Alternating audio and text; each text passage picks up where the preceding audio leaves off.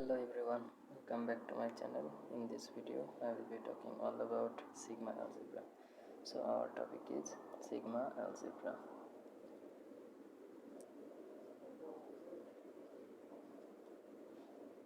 So first I would like to give you the definition of sigma algebra. I am writing here.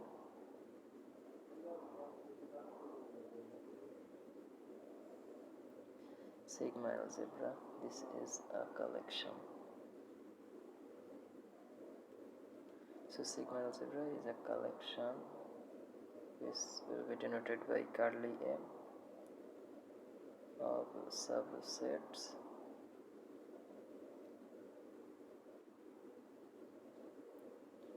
of a set X is said to be a sigma algebra.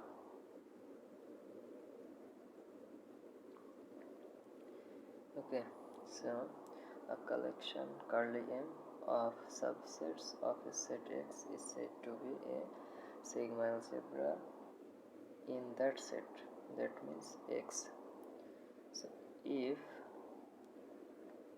this curly m follows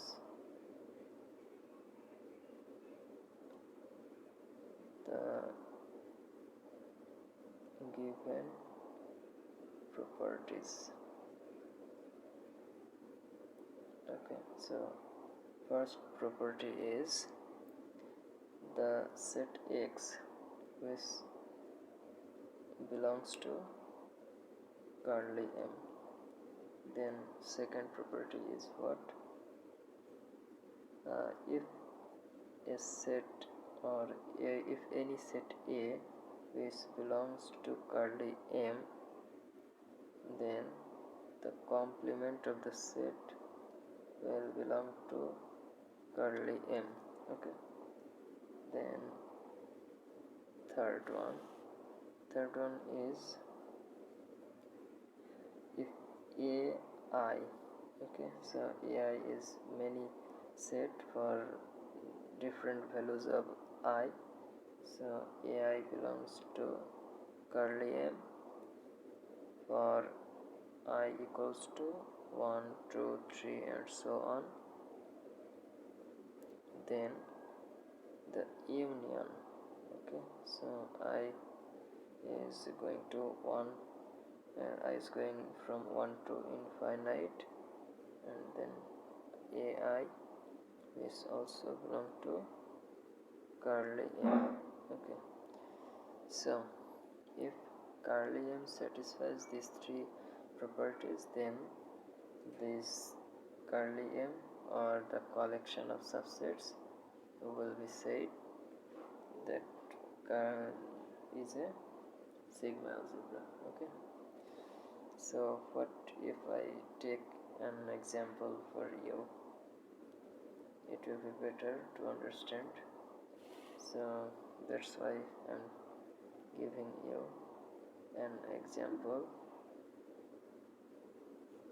So first I have to take a set, so this is X and that is A, B and C.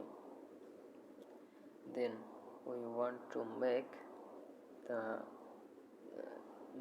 sigma algebra. So for making sigma algebra, and which is curly m, we will take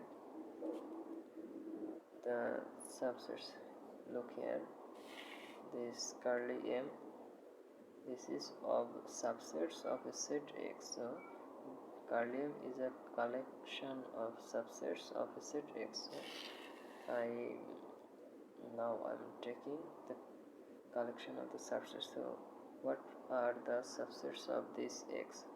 This can be A, then singleton set A, B and C. Then if I take two elements, then I get AB, then BC, then CA. Okay, and I can take x and with phi.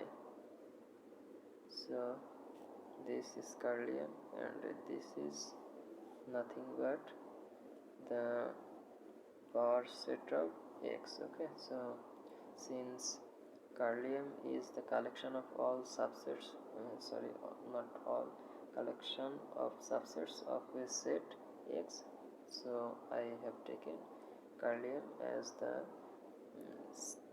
subsets, as the set which is formed by all the subset of x. So this a Carlium will be called the sigma algebra in x. Okay, so now the time for checking. So our first check is if I make a curly m or sigma algebra, then curly m will contain x or the set itself. So here you can see that x is belongs to curly m. Here this x is belongs to curly m. So first property is satisfied. Now our second property is if you take any subset or any element of curly m, then the complement of the set will belong to the curly m. Okay, so here let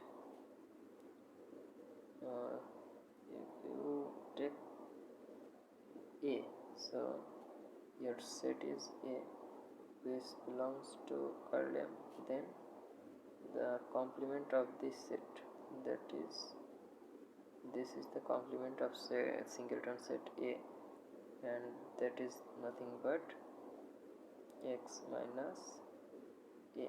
Okay, which is equals to a b c and then a. Okay, so complement of a which is bc.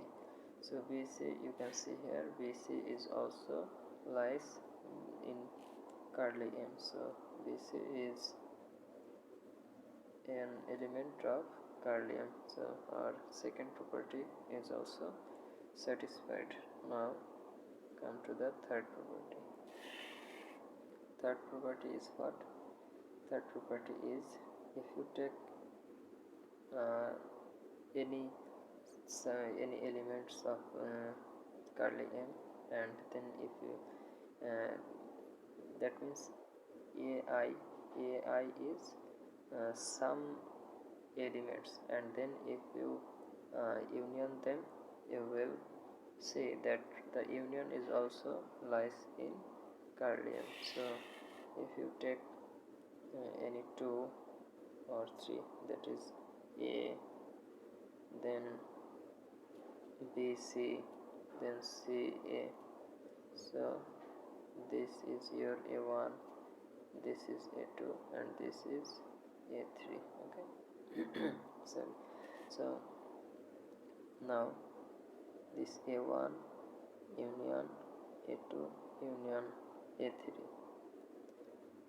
which is a, b and c, or that is x, and which is belongs to curly m. Okay, so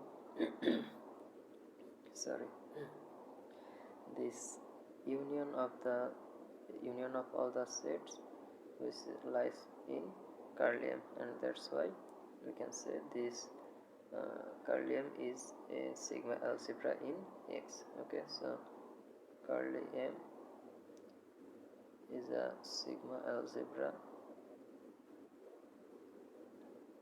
in x. We are done.